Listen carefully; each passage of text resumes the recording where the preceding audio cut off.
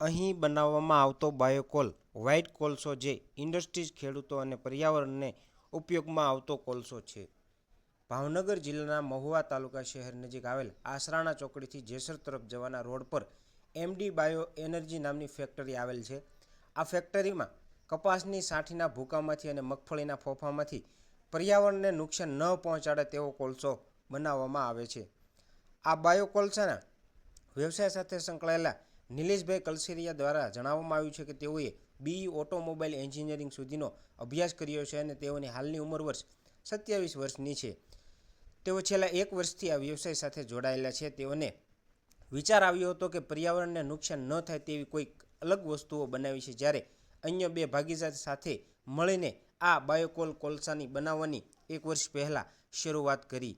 MD bio એનર્જીનો plant 5 વીઘા જમીનમાં ફેલાયેલ છે. રોજે 20 થી 22 ટન જેટલો બાયોકોલ કોલસો બનાવવામાં આવે છે, જ્યારે આ કોલસો બનાવવા પાછળ તેઓને પ્રતિ 1 ટને 5,700 રૂપિયાથી 6,000 રૂપિયા જેટલો ટોટલ ખર્ચો થાય છે. આ કોલસાનું વેચાણ તેઓ ગુજરાતના દરેક જિલ્લાઓમાં આવેલી ઇન્ડસ્ટ્રીઝમાં વેચાણ કરવામાં આવે છે અને તેઓએ વધુમાં જણાવ્યું હતું કે આ કોલસાનો ખર્ચ સામે તેઓને 40 થી 45% જેટલો નફો મળી રહે છે.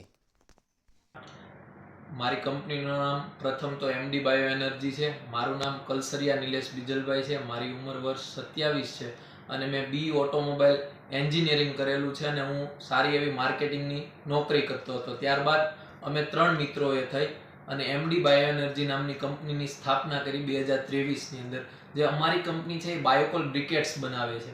બરોબર. મારા જે સાથી મિત્ર છે, મારા ભાગીદાર મિત્ર એ મિતેશભાઈ મકવાણા કરીને છે. એમણે SVNITમાંથી કેમિકલ એન્જિનિયરિંગ કરેલું છે અને એ પોતે પ્રોડક્શનનું આખું જોવે છે અને કેમ બેસ્ટ ક્વોલિટી કસ્ટમર સુધી બાયોકોલની આપવી. ત્યારબાદ બીજા પાર્ટનરનું નામ નિમિતભાઈ કાતરિયા છે, જે BSc કેમેસ્ટ્રી કરેલું છે અને એ બી પ્રોડક્શનનો આખો ડિપાર્ટમેન્ટ જોવે છે. જે બેસ્ટ ક્વોલિટી માટે આ બંને મારા સાથી મિત્રો કામ કરે છે અને મારું નામ નિલેશ કલસરિયા છે, જે મેં આગળ વિડીયોમાં બી કીધું. અને હું માર્કેટિંગ ડિપાર્ટમેન્ટ જોઉં છું કે કસ્ટમર સુધી હું મારી સારી વસ્તુ પહોંચાડી શકું.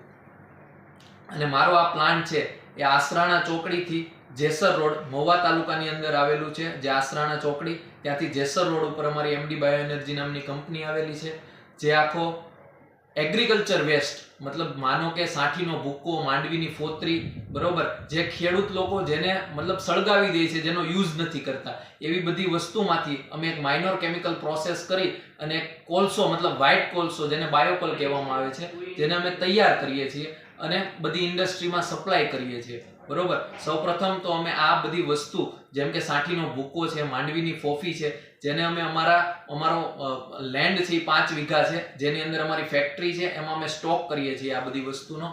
એની અંદર અમે આખું જે અમારો કાચો માલ છે, જે સાઠીનો ભૂકો છે, માંડવીની ફોતરી છે, એને અમે 1 ટન બનાવવા માટે શું પ્રોસેસ કરીએ હું તમને આજે સમજાવવા માંગુ છું. કે અમે સાઠીનો ભૂકો, માંડવીની ફોતરી, જેમાં માઇનોર ડસ્ટ હોય, ધૂળ હોય, એને સૌ પ્રથમ તો અમે ફિલ્ટર કરી દઈએ. જેમ કે અમારે 1 ટન માલ બનાવવો હોય તો અમારે 1200 kg જેટલો સામે, મતલબ 1000 kg માલ બનાવવા માટે 1200 kg માલ જોઈએ.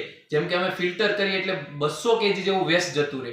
આ ફિલ્ટર કરવાનું મેઇન રીઝન એ છે કે જે બી કંપની યુઝ કરે બોઇલરની અંદર, તો એનું બોઇલર ના ચંદાય, બોઇલર જામ ના થાય, બોઇલરને કોઈ ઇશ્યુ ન આવે. બરોબર. આ માટે અમે પહેલા તો સૌપ્રથમ અમારા કાચા માલને ફિલ્ટર કરીએ છીએ. બરોબર. ફિલ્ટર કરી અને અમારે એક ડિસ્ટિલ વોટર, મતલબ નોર્મલ કેમિકલ છે, જેમાંથી અમે આ કાચા માલને પસાર કરી અને હીટિંગની પ્રોસેસ અને પ્રેસિંગની પ્રોસેસથી અમે આખો બાયોકોલ તૈયાર કરીએ છીએ. જેમાં કસ્ટમરની રિક્વાયરમેન્ટ CV ની હોય છે, જે કેલોરીફિક વેલ્યુ કહેવામાં આવે છે. જે કેલોરીફિક વેલ્યુ અમે નોર્મલી 4000 થી માંડી અને 6000 સુધીની કેલોરીફિક વેલ્યુ વાળો કોલસો બનાવીએ છીએ.